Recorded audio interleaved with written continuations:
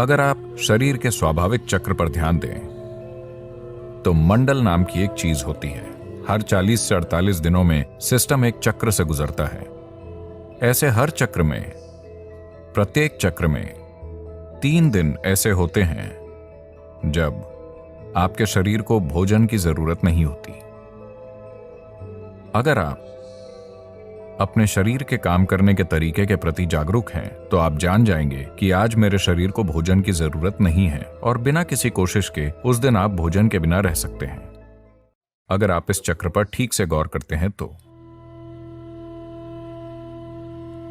अगर यह जागरूकता मौजूद नहीं है कि वो कौन सा दिन है, तो उसके लिए भारत में एक दिन तय किया गया है जिसे एकादशी कहते हैं। इसका मतलब है पूर्णिमा से 4 दिन पहले और अमावस्या से 4 दिन पहले लोग खाना नहीं खाते।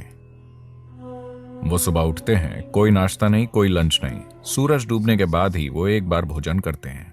इसका उद्देश्य है सिस्टम को अपना तालमेल ठीक करने की अनुमति देना। अगर आप ये छुट्टी देते हैं तो यह आपकी सेहत के लिए और आपके शरीर के काम करने के तरीके के लिए बहुत अच्छा होगा, क्योंकि खुद को ठीक करने के लिए सिस्टम को वो समय चाहिए। हर दिन भोजन, ये शरीर के लिए बहुत मेहनत का काम है। इसे थोड़ी छुट्टी दीजिए।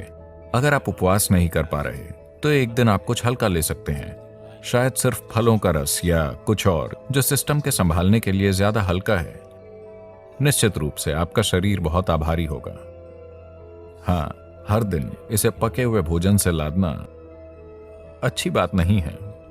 तो इसका आध्यात्मिक महत्व क्या है? क्योंकि ये एक सफाई है। अगर आपका सिस्टम जीवंत नहीं है तो आपको कुछ भी आध्यात्मिक करने की इच्छा नहीं होगी। आप सुस्त महसूस कर रहे हैं।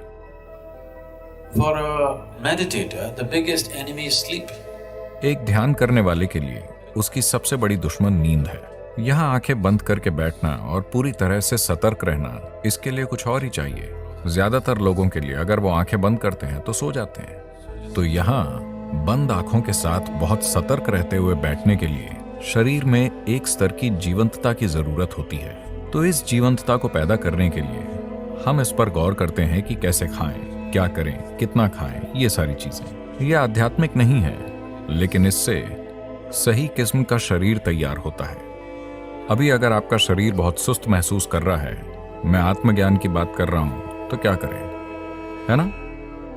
तो इसे जीवंत और सतर्क रखना और शरीर को दर्द और समस्याओं से मुक्त रखना महत्वपूर्ण है, क्योंकि सिर्फ तभी आप किसी बड़ी चीज की तलाश करेंगे। अभी आपके पैर में दर्द है, बहुत ज्यादा दर्द है, भगवान प्रकट होते हैं। आप क्या मांगेंगे? पैर का दर्द चला जाए। आया ना? आप और क्या मांगेंगे? आप इतना ही मांगेंगे, है ना? क्योंकि शरीर आपके ऊपर इस तरह की ताकत रखता है। जब तक आप इसे एक स्तर की सहजता में नहीं रखते, यह हर दिशा से आप पर हावी रहता है कि नहीं? इसके लिए अपने शरीर को बहुत शुद्ध और स्वस्थ रखना महत्वपूर्ण है, वरना शरीर आपके जीवन में हावी हो जाता है। यह आपको कुछ और सोचने ही नहीं देगा।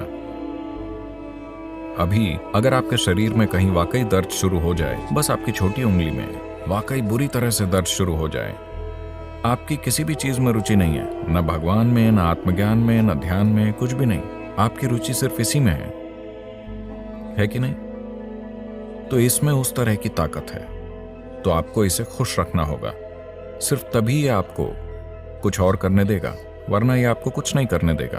तो उस संदर्भ में बीच बीच में उपवास रखना, शरीर को छुट्टी देना ताकि वो खुद को ठीक कर सके, अपनी जीवंतता वापस ला सके, ना कि भोजन के साथ सुस्त बन जाए, ये महत्वपूर्ण है। उपवास करने के बजाय अगर आप बस एक भोजन और अगले भोजन के बीच पर्याप्त अंतराल रखते हैं, एक भोजन और अगले भोजन के बीच 8 घंटे का ब्रेक होना चाहिए हमेशा। अगर आपके लिए 8 घंटे संभव नहीं है तो कम से कम 5 घंटे का ब्रेक जरूरी है। खाने से पहले आपको एक स्तर की भूख महसूस होनी चाहिए। भूख लगने से पहले अगर आप सिस्टम में भोजन डालते हैं तो सिस्टम सुस्त बन जाएगा, यह जीवंतता को नहीं जानेगा। जब मैं कहता हूं जीवंतता, तो मैं बस आपके अभी जागे हुए होने की बात नहीं कर रहा हूं।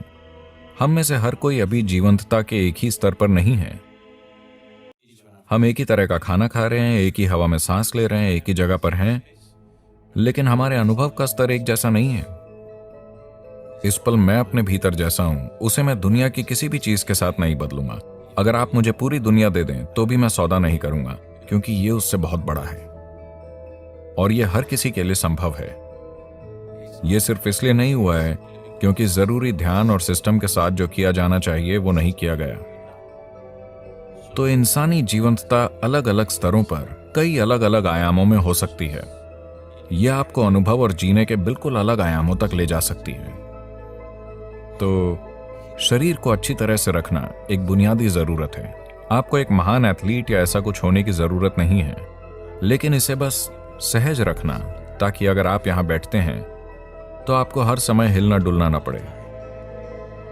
अगर आप यहां बैठे हैं तो अगले कुछ घंटों तक आप बस यूं ही बैठ सकें, एक फटते हुए ब्लैडर या भूख से तड़पते पेट या यहां वहां होते दर्द से परेशान हुए बिना। अगर आप यहां बैठे हैं तो आप आराम से हों।